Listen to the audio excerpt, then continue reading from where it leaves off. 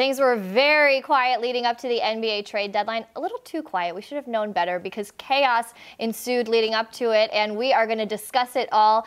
I'm Amy Campbell in for Madeline Burke today, and joined as always by Jared Zwerling and DeAntae Prince. Guys, LeBron James has a whole new team.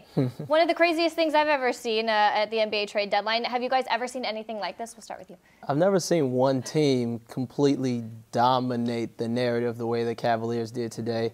A lot of guys were saying that basically the entire market was waiting to see what the Cavaliers did, whether they moved Isaiah Thomas, whether they got DeAndre Jordan, and obviously they ended up doing the first thing and trading Isaiah Thomas and really getting the ball rolling for all these other teams. So yeah, it was pretty wild, and LeBron has an entire new team to figure out the second half of the season with. Jared, were you surprised? I knew they'd get one guy with four guys: Rodney Hood, Jordan Clarkson, Larry Nance Jr., and George Hill.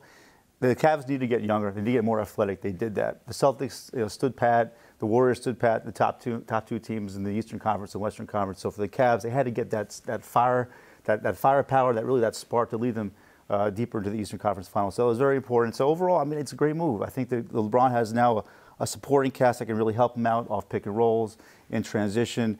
And LeBron's a great leader, too. So these guys are going to now lead and really develop as complete players under LeBron. So it gives them some depth, some versatility, some athleticism, very needed. And the NBA today is such a faster-paced league, so those assets are very important nowadays. 12 trades on the deadline day is tied for the most in 30 years, and many of those were for Cleveland. They lose Isaiah Thomas, Channing Frye, Jay Crowder, Derrick Rose, Iman Shumpert, and Dwayne Wade, and added some pieces like you mentioned, Jared. Do you think this actually makes them better, or is it just kind of moving some guys around? What do you think? I think it does make them better. The thing I worry about is whether they have enough time to actually reach their full potential. You have so many new parts, and LeBron was already struggling trying to figure out his new teammates. He and Isaiah Thomas weren't exactly on the same accord. So now you have four new guys to figure out, and you still have the Warriors in front of you, you still have the Rockets in front of you, you still have the Celtics in front of you.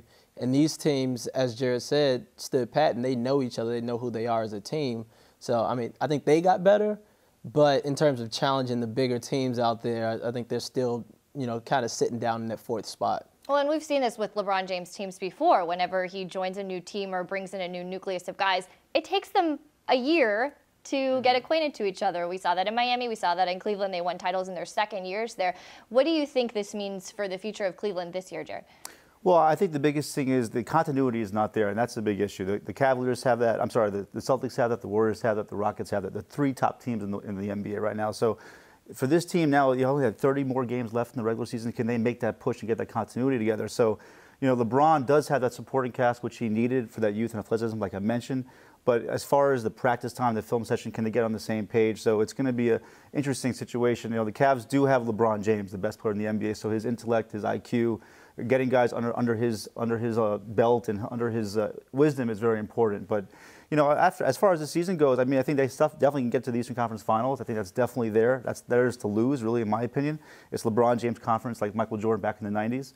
But can those younger guys facilitate enough of the supporting cast that LeBron needs around them? So that's a big question looking ahead. Well, it feels like everybody feels like they won today. Dan Gilbert got to keep his Brooklyn pick. LeBron got to see some new players there, which was what he wanted to see. The Lakers clear a bunch of cap space. They can make a run at potentially LeBron or Paul George or any of those other big free agents that are going to be out there. What do you think the future is for LeBron moving forward? We'll start with you, Jared. LeBron has his legacy on his mind. That's very important for him. Leaving Miami to Cleveland, that's really just a situation where he's got so much on his mind about what is his future going to hold in the NBA. So that's number one for him. He's going to go to a situation where I think it's really the best chance to win. His community work in Cleveland will always be there in Akron, building the schools and the Boys and Girls Club collaborations. All that's very important to him. But at the end of the day, he doesn't want to go through that whole situation after the decision in 2010 and all the backlash from fans. So, for him, basically getting four of these guys, it shows who really the general manager is in Cleveland. It's LeBron James. So for him, it's more about who's coming to him rather than him leaving. I know the Lakers are going to have cap space to go after even Kawhi Leonard, Klay Thompson, Paul George. But LeBron, I mean, legacy is very important to him. And I think for him to leave at 33, 34 years old, is it really worth it for him at that point of his career? Maybe it's more mentorship. Maybe it's more figuring out if he wants to become an owner of a team, maybe working into the Cavs organization as in the front office. So the focus, I think, for him is more in Cleveland than I think anywhere else. Don't you think he wants to win another ring?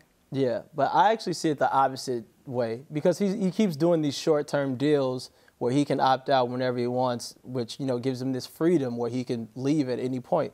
And it also gives him leverage over Dan Gilbert in the front office. But I still feel like if things don't work out within the next 1 to 2 years, he could be packing. Like, I don't see LeBron, and we talk about legacy. A lot of that legacy is winning championships. So I don't see LeBron sacrificing his prime years, you know, due to some loyalty to Cleveland, because when you really like boil it down, you think about who's in that front office. It's not David Griffin. You think about Dan Gilbert, who wrote the Comic Sans letter about him. Like, there's no real loyalty there. You know, and now his teammates all new, so there's no real loyalty there. I mean, he's loyal to Akron, but he doesn't play there. So I could totally see him going somewhere else. You know, Houston, probably not LA because they don't have as much there, but, you know, maybe even San Antonio. Also with Houston, he's very good friends with Chris Paul, so that connection is very good. Also James Harden. I mean, these guys go back to Team USA, the summer runs in LA, at UCLA, the Drew League, not as much as LeBron, but Chris Paul and James Harden, they have that continuity together, so that friendship is there for those teams to be in play in LeBron. But as far as like the young guys, the young teams out there, the Lakers with Lonzo Ball, they just don't have as much of that like established really star power that LeBron wants to play with. Like you said, DP, he's going to be later in his 30s. He's got to play for a championship every year. With the younger team, he won't be able to do that as much, obviously. Well, we heard LeBron say earlier this week that he's in Cleveland for the long haul for the end of the season. Whatever that means, we will find out. We will continue to talk about all of it on SI's The Crossover, analyzing everything from this crazy trade deadline. You can get all your coverage right there, so check us out at The Crossover.